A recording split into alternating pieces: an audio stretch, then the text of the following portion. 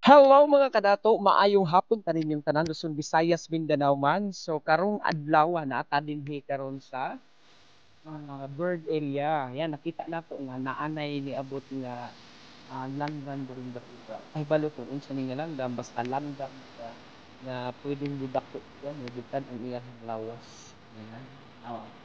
So bag-o ra gyud ni abot karon aw gahapon lang gid ni naabdaw nga niabot dinhi. So ang ato anak kong abangan ang kining butterfly na to. Diri ang butterfly diri na gihapon maibutan bitas.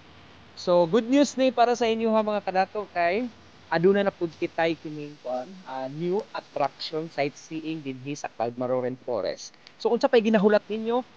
Anhin na ta sa Cloud Maroren Forest para makakita ta og mga bag-ong attraction, sightseeing dinhi sa Cloud Maroren Forest. Ayan, always lang i-hit, i-like and share ang Facebook page sa Cloud Maroren Forest para updated mo sa tanan pang mga new attraction dinhi sa Cloud Maroren Forest. So tara, unsa pay ginabuhat ninyo? Adto na ta sa Cloud Maroren Forest. Bye-bye.